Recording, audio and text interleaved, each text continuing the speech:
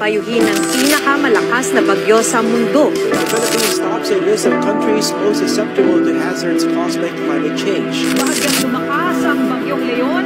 The Philippines is experiencing a climate crisis. It is currently the most tropical cyclone-visited country in the world, averaging to 20 tropical cyclones per year. All because of human activities.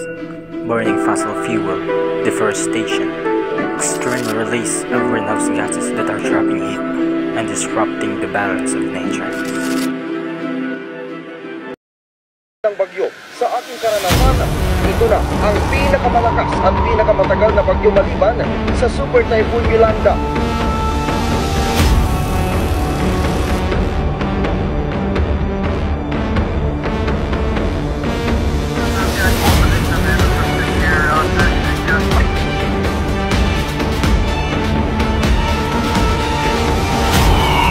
Di na madala at bagyo, di naman doon kaya nakasugot sa akin. Kaya dahil na mo, iluwak pa squad, nakikong bawd. Wake up!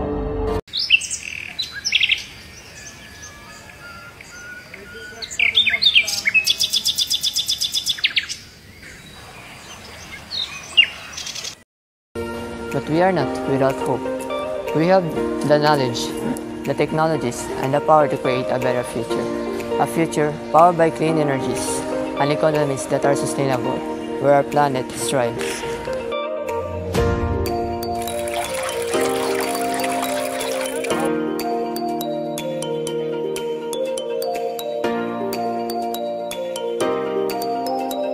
Every one of us can play a part.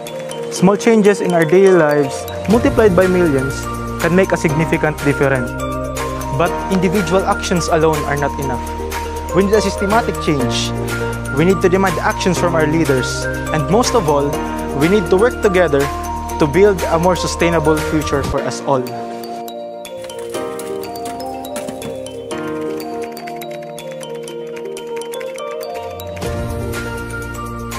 This is not about preventing crisis. This is about building a better world. A world powered by clean energies to provide for our economies, where clean water and fresh air provide for our future generations to inherit a healthy and thriving planet.